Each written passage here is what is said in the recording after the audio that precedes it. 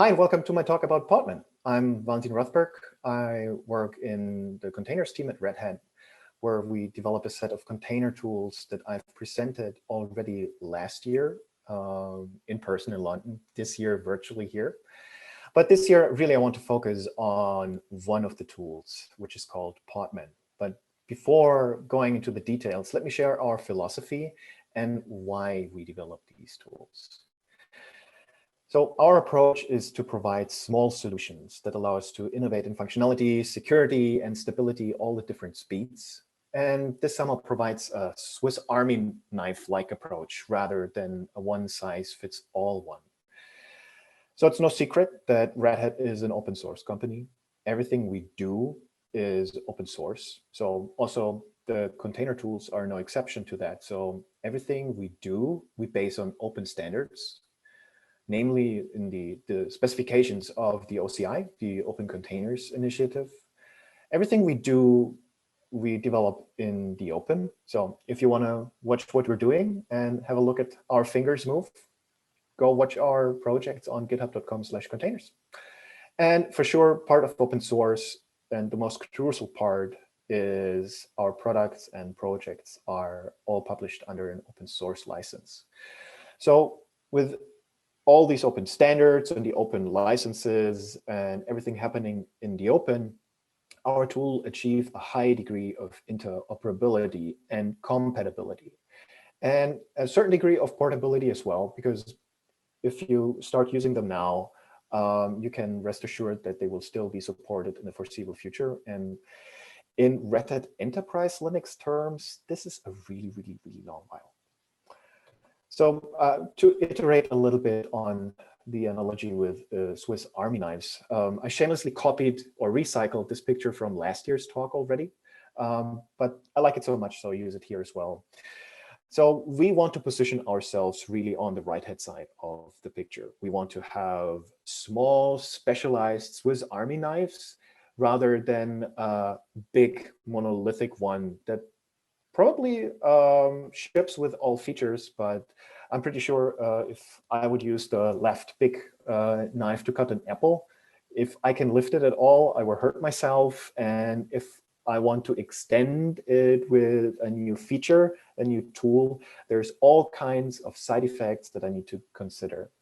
So I had to quote Alanis Morissette here, when you've got 10,000 spoons and all you need is a knife, we want to deliver exactly this knife for a use case.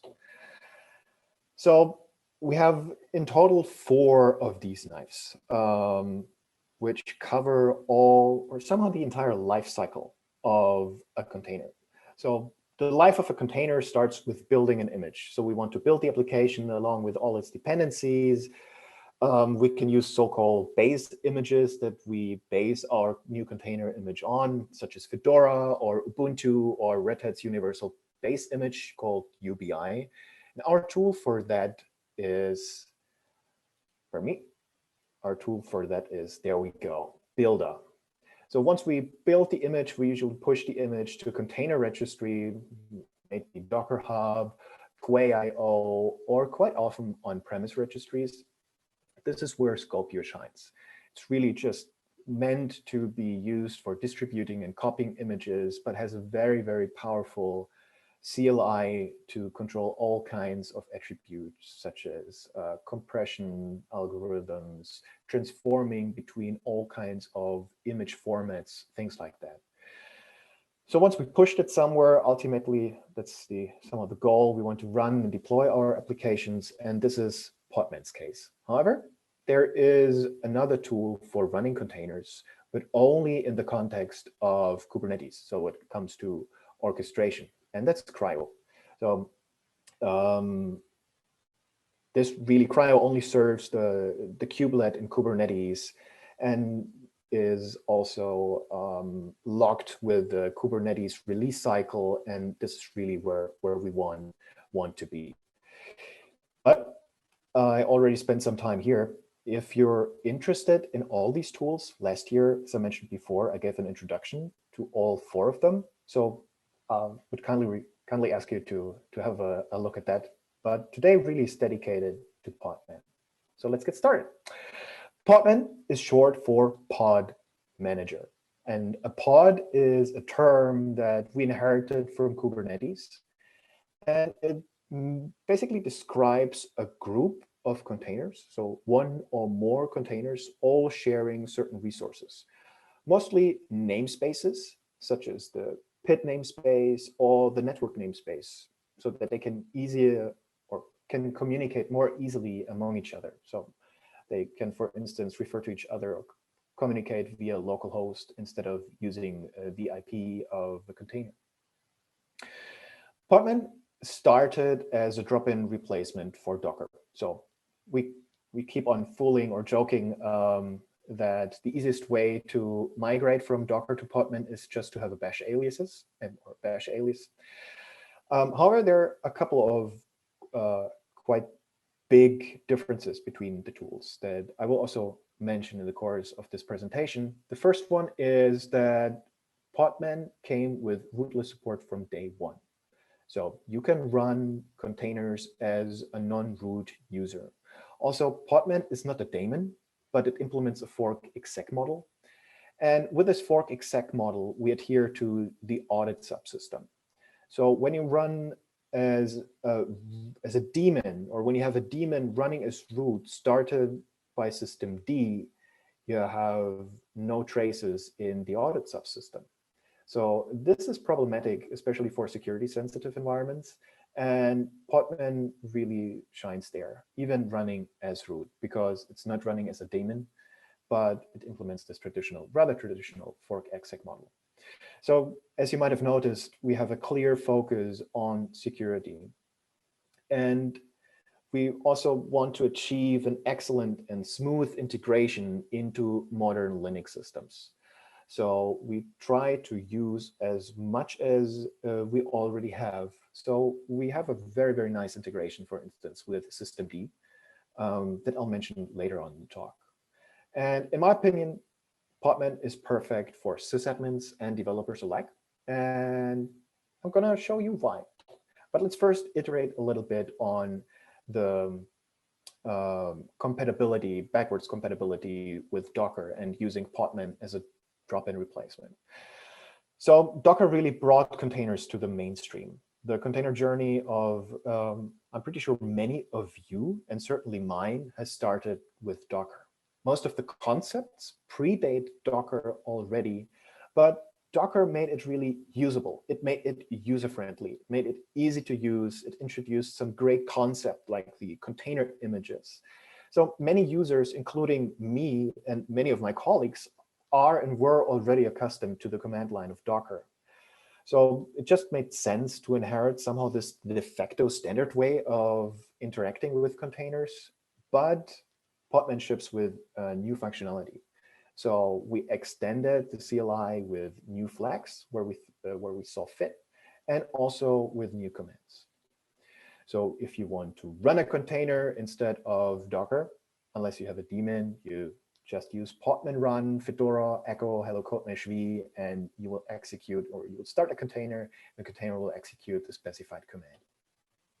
Same for managing container images. If you want to list images, you want to pull images, you want to remove images, things like this, everything supported.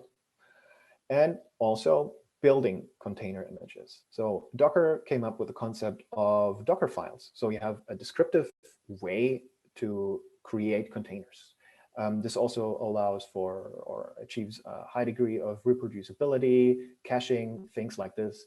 Podman for sure supports building containers or container images with Docker files.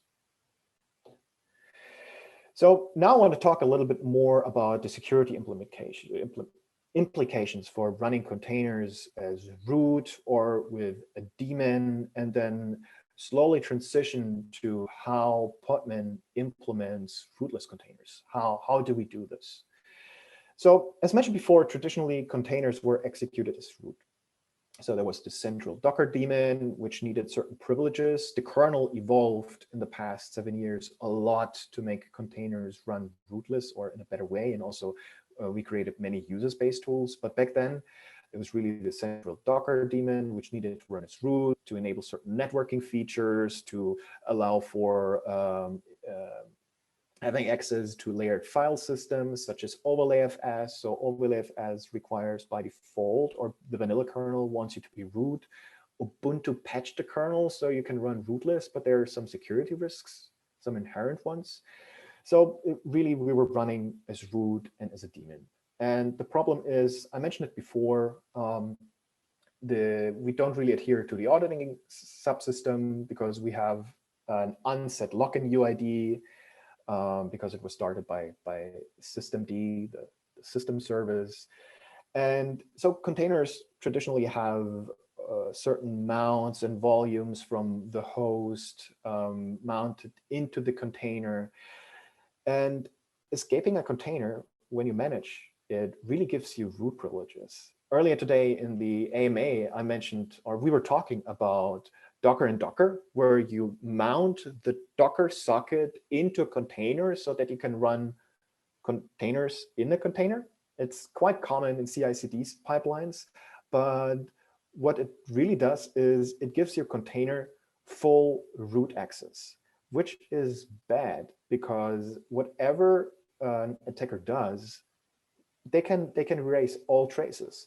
And as there's not even a trace in the auditing subsystem, things can go south without any trace. So this is a real bad problem. So Docker, to a certain degree, was unfit to run in specific environments, especially in highly restricted environments, such as high-performance computing, right? Or multi-tenant systems in general. In HPC and high-performance computing environments, most users have less privileges than I have now on my Fedora workstation. So you're definitely everything but root there. So this is the first thing that wouldn't work. But then you have all these security implications as well. So it's not really well received in security sensitive environments. So this is something, among many other things, we wanted to improve when working on Podman. So besides the very different way of running Podman and executing containers with a fork exec model in contrast to running a daemon, we also wanted to have and focus on rootless Podman. So rootless, or Podman, supports running rootless containers since day one. And rootless containers are implemented via user namespaces. It's a kernel feature. And it allows us, in the end, to run as root inside the container without being root outside the container, which is awesome because we achieve a high degree of portability. Many tools, such as packet managers, want to run as root. So we need to give them this UID 0 that they want so much. But in fact, we can run as any user inside the container, independent of who we are outside of the container on the host. So the cool thing is we can finally run in highly restricted environments, such as HPC environments, even if we do not have set UID and GID capabilities, because a single mapping is possible. So I want to talk a little bit about how these user namespaces work. This is kind of, many people at the beginning think it's somehow dark magic. But I try to show how it's working, and I think it's a pretty neat way of doing things. So user namespaces allow for mapping user and group IDs from the host into the container. So this way, somehow UID 0, so root in the container, can actually be, for instance, UID 1000, which is the standard UID of a Fedora user, in my case, on my host as well. And the mappings are configured in two configuration files, in etcd sub UID for user IDs and GID for group IDs. And setting up this mapping, there are two specific programs for it, UGID and map and UID map, respectively. So if we run a container with the upper configuration, which we can see the top of the slide. So when I cut the contents of etc sub UID. We see the Valentin :100K :65K. So when we run a container with this specific mapping, we get the following, as we can see below. So if we have a look at the procfs, at the currently running process and the UID map of it, we see two rows with each 3 columns. The first one indicates the container start ID, so the UID in the container, the host start ID, and then the range of the mapping. So the first row means that UID 0 starts at host ID 1000, and it has a range, the mapping has a range of 1. So UID 0 root will always be UID 1000 for my specific user on this specific host. Any higher UIDs, so starting from 1 to 65K, starts at the host ID 100K. So let's iterate a little bit closer on this one. So if I now run a container, so we can do cool things now. As I mentioned before, we can run with any user ID, at least until 65K, which gives us quite a lot already. So if I do a Podman run --user 10, I instruct Podman to set up a container, and the initial user inside should have the UID 10. But given we run user namespaces and we have the user, the UID mapping active on the host, this process actually has UID 100,009, right? We're computer folks, so we start counting at 0. So 1 would be 100K, so UID 10 is 109,000. So this really achieves a high degree of portability. As I've mentioned before, many package managers such as DNF, aptitude, Zipper, you name it, they really want to run as UID 0 for historical reasons. Also, many web servers, Apache, for instance, they want to have this UID 0. So you can run all these tools in a container which internally believes to be root, but is actually runs as an ordinary user on the host. So you somehow a nice marriage between portability and very high security. Because in the unlikely event of a container escape, which I haven't seen in a long while, given we have many security mechanisms such as SE-Linux, AppArmor, SecComp, things like that. If an attacker manages to escape, they can't do much harm on the system. Basically, as much as I could do. But there you would still be limited by the security mechanisms of the kernel. And this is pretty much how user namespaces work.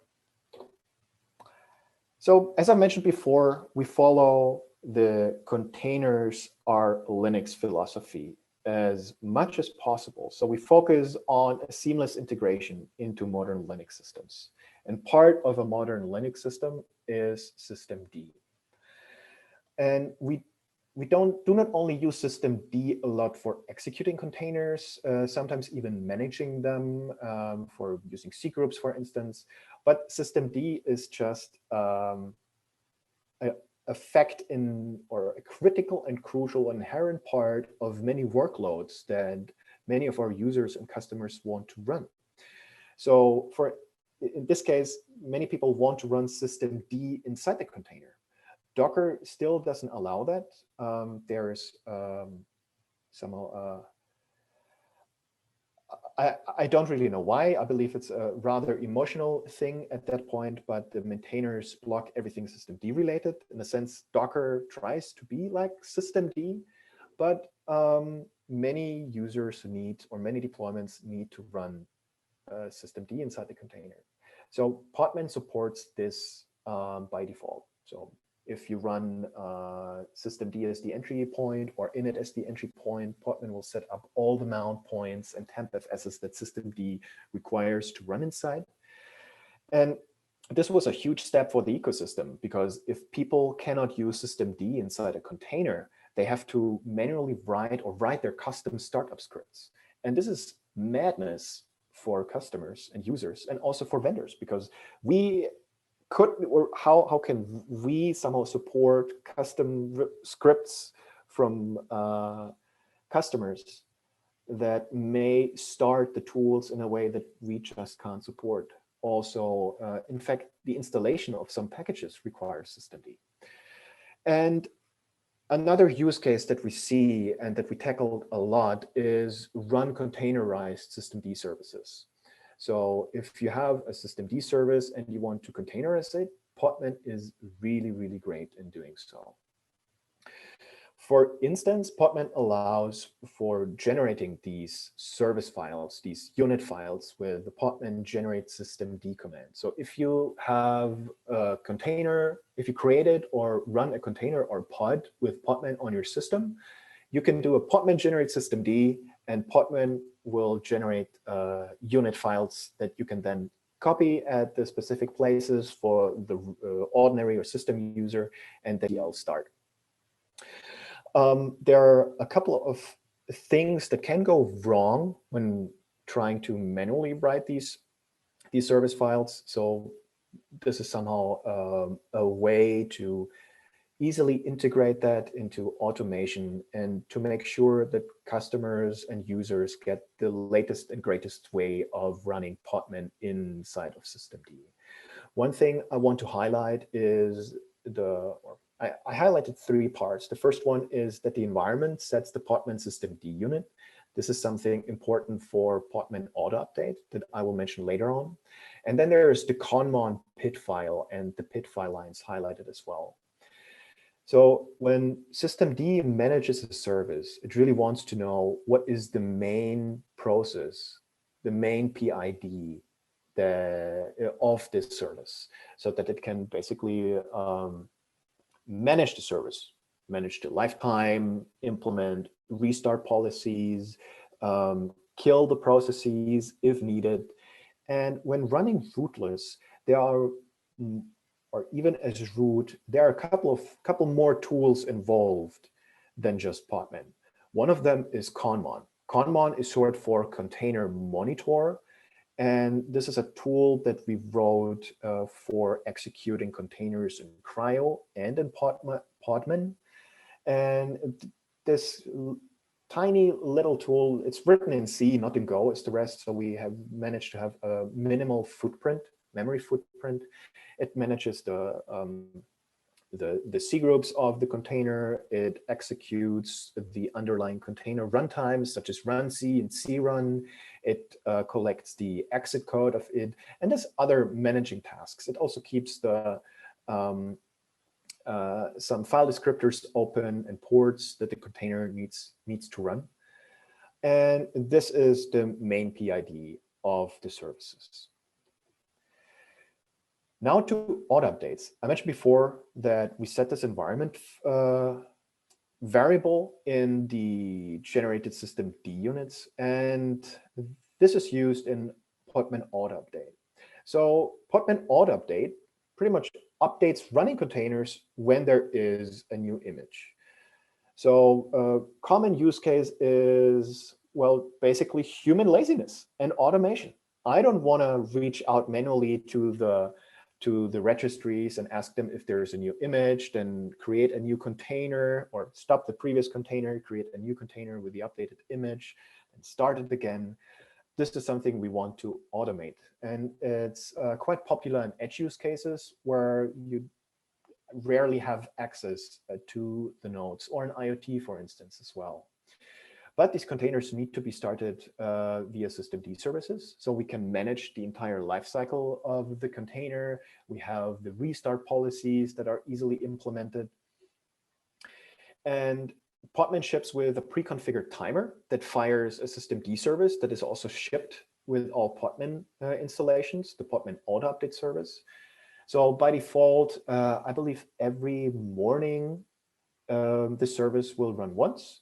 But if you have Other times, you can just tweak the timer. And if you have an event-driven logic, you can manually execute either the service or just run Podman auto update.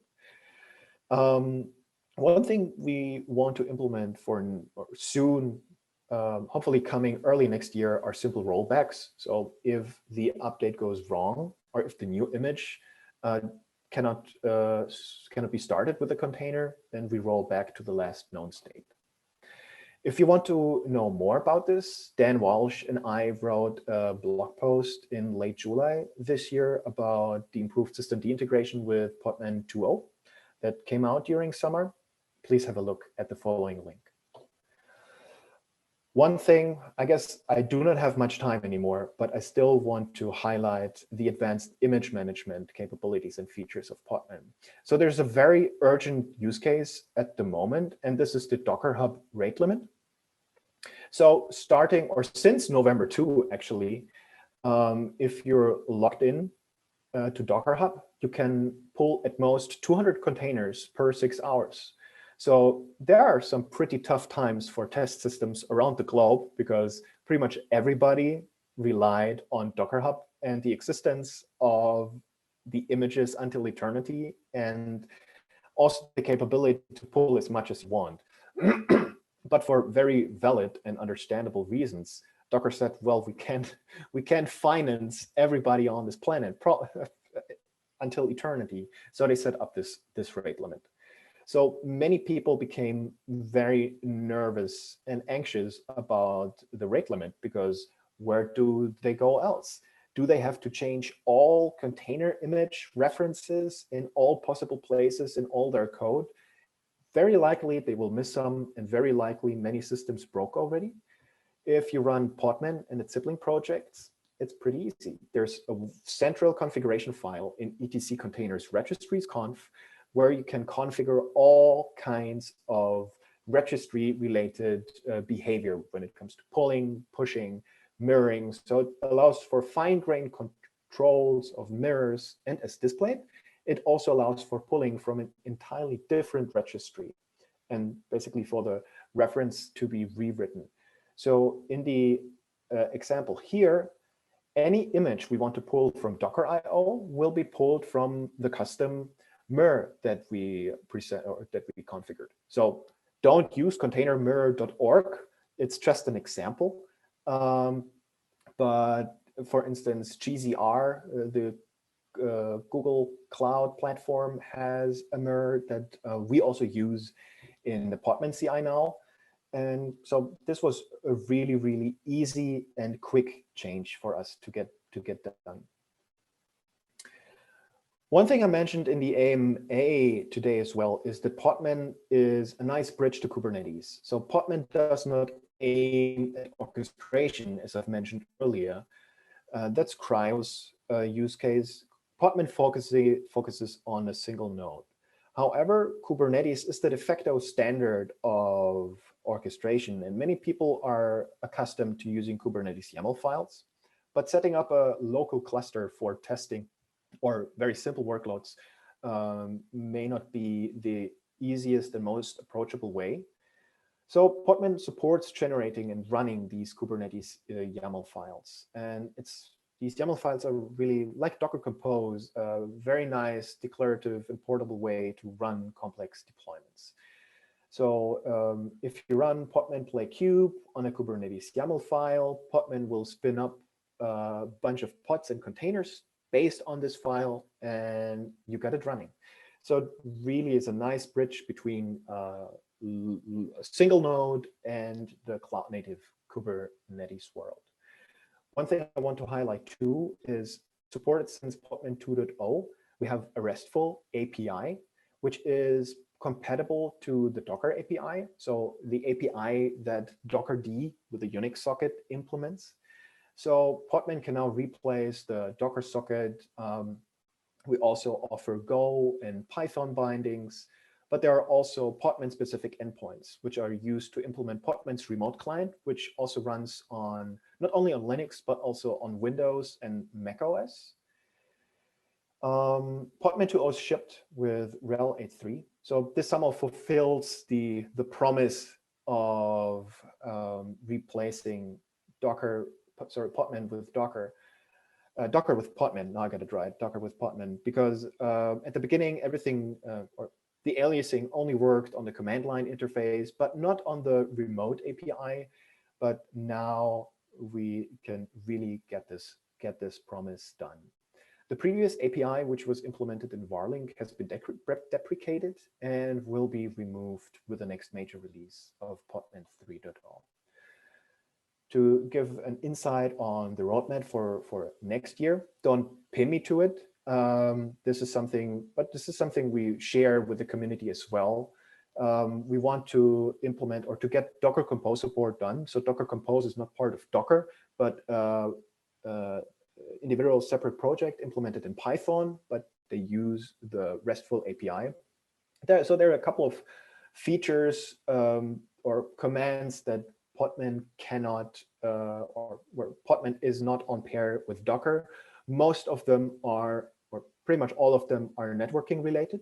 So to get Docker Compose done, we need to give the networking features a little bit more love. We're close to it. Then, as I mentioned before, rollbacks for auto updates. Then, by popular request, to implement secrets. So you have a nice way of managing secrets locally on the host and then blend them and mount them and use them in the container. We want to further improve systemd support, especially with SD Notify support that was added actually by the community to Podman. We can get these generated unit files much smaller, much easier to manage, and more comprehensible and approachable, and also image volumes. So you can mount the rootfs of a container image into another container, which is great for automated security scanners. As mentioned in the AMA earlier today, we have monthly community meetings. So every first Tuesday of a month, we have a 1-hour meeting with the community. So if you go on podman.io community meeting, you will find all previous notes, recordings. And if you're interested, please join. This is open for everybody. And as mentioned in the AMA, we have multiple overlords. We have our internal and external customers at Red Hat, but also we have our community, and we want to make everybody happy equally. So if you join, you can help us shape the roadmap and also reflect on our priorities. If you want to get Podman on Linux, this is easy. You can get it on Fedora, CentOS, Debian, Ubuntu, OpenSUSE, Enterprise Linuxes by Red Hat and SUSE, Amazon Linux. You name it, it's on pretty much all existing distributions out there now. You can get it on Windows and macOS. And we're at the moment working with the community to allow for an easier setup of the virtual machines. So although you run Podman on Windows and macOS, they're just remote clients. So we don't run macOS or Windows containers. We still rely on Linux for that. If you're interested and want to continue reading about what I presented, Podman, Builder, Scopio, Cryo, and what the community and we are working on, there are a couple of great resources such as podman.io, redhat.com sysadmin in general for sysadmins is a phenomenal resource. I'm a horrible sysadmin and I learn a lot there for sure. And then the usual suspects such as opensource.com, developers.redhat.com, and if you want to have a look at the code, if you want to pull requests, which is always highly appreciated, or open issues, go on github.com containers Podman. And I'm happy to answer questions now. So open the chat and see. All right. No questions yet, but please feel free to ask. I'll ask you one. This feels like today I'm getting free consulting from Red Hat, or whatever. All right, every penny counts. When you mentioned secrets, I think that was with Podman and secrets. This is not builder secrets, like so build time secrets, but you're talking about runtime secrets. Could you go into that, just touch on that subject really briefly if possible? Right. So this is a very hot topic. In fact, just yesterday we had an internal design meeting discussing how we want this to work, how Docker is doing that. So Docker ties everything to Swarm, but as Podman is single node only, Swarm will not be implemented or it does not work. So it gives us a lot of freedom. And we want to achieve both or implement both runtime secrets, but also build secrets, so that you can use secrets that you specified or created locally also during builds, same as you would do for running a container. In fact, when you have this run command in a Docker file, you actually execute a container, so you can easily access them there as well. For sure, there are a couple of pitfalls, so we need to be very, very careful when adding build secrets, for instance, because we don't want these secrets to be committed to the image. So there are things that we need to consider. There's also the notion of drivers in the secrets or in secrets. So we want to, we were also thinking about different kinds of drivers, using different encryption mechanisms to fulfill all kinds of use cases. For instance, there, or for macOS users, there's the OS X keyring. On Linux, you have the GNOME keyring, and on Windows, I have no idea, but I'm pretty sure there's something on Windows as well.